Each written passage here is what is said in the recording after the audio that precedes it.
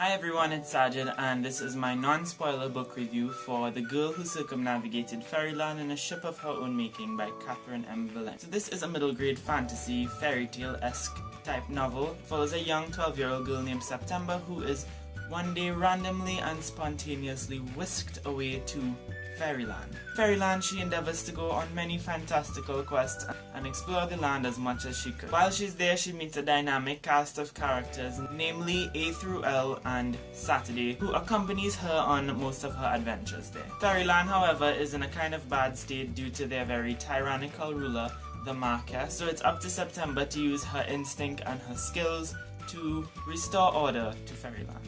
I would consider this book to be a form of, if not very heavily influenced by literary nonsense. So Alice in Wonderland is a specific example of literary nonsense where elements that make sense are balanced with some that do not, with the effect of subverting language conventions or logical reasoning. I don't really know 100% what that means, but I'm sure it applies to this book. Plus Wikipedia says it, and we all know Wikipedia is reliable. So this quirky style of writing actually tells a very compelling story. So just like a lot of other middle grade and fairy tale books, September embarks on quite a few adventures in this magical, foreign and unseen world. And I'm a really big fan of those kinds of stories where the protagonists are constantly moving from point A to point B in a vast land area, encountering different people and oddities and creatures and places at each stop.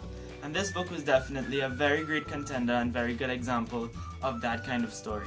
World building, though, is done in the most fantastic way. I felt like Valente really effortlessly crafted a world that exercised your own imagination by not intricately describing every little nitty-gritty aspect of the world, but showing you enough that would make it easy for you to form your own concept of it. And that was done really well. To back that up, the writing does a really great job at bringing everything to life. The narration is witty and smart and quite peculiar at some times. And I love how Valente made the narration a character of itself, kind of. This book is a normal third-person narrative, so the narrator is not in the story in any way. However, from time to time, the narrator would stop and say, "Well, I am a sly and wicked narrator," or something like, "You as the reader may be wondering blah blah blah blah blah." And I thought that that was so cool because as a reader, I felt like if it broke down a barrier between me and the story that I don't usually get from reading every single book. When you're reading a book, I wouldn't say you're disconnected with the story, but you don't feel like you're in the story. Obviously, you're reading and watching other people's affairs and stuff like that. And even though this book is mostly like that, because obviously you're not in this story, it really made me feel connected to the story in a way that I was never connected to a story before, if that makes sense.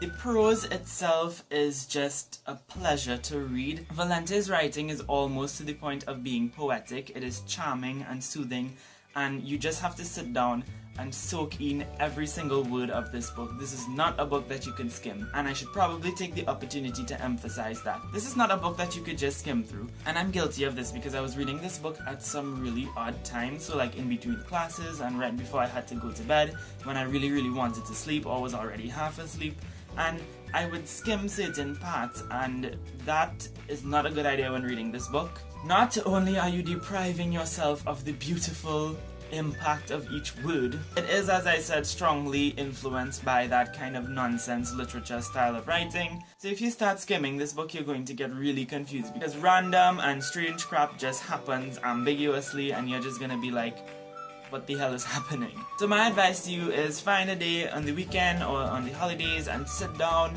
just for one day and take this book in one go, or at least in a few chunks, and let it really soak in. Don't rush it, don't skim it, because that would kind of ruin the reading experience that this book is meant to have on you.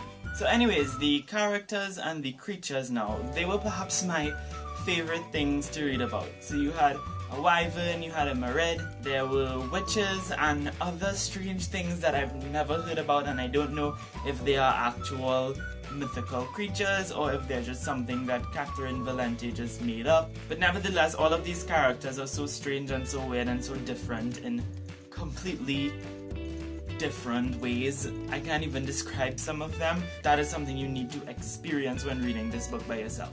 I love that all of the characters, in addition to just playing a role in the story, kind of taught September a lesson. So every time she went to a new place and met a new set of characters, they would have some sort of impact on her that would change her slightly, and I thought that that was a really great way to develop September as a character.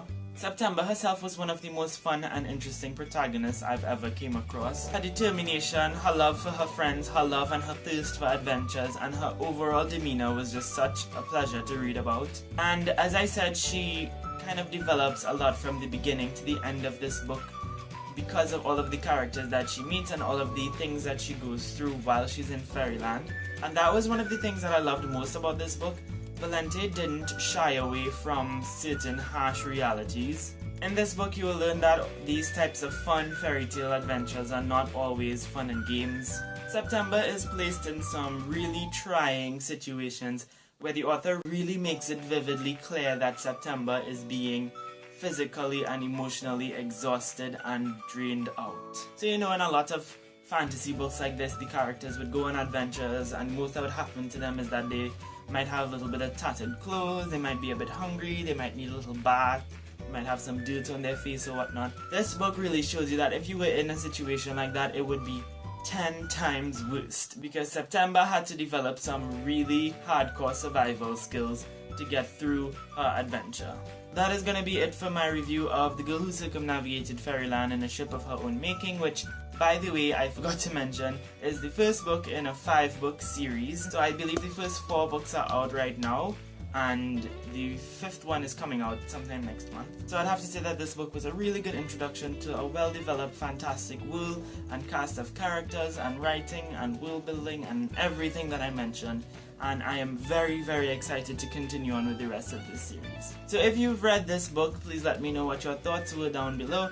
If you want to read this book, go read it. I highly recommend it. 5 out of 5 stars, by the way. That's gonna be it for this video. Thank you all so much for watching, and I will see you all again soon.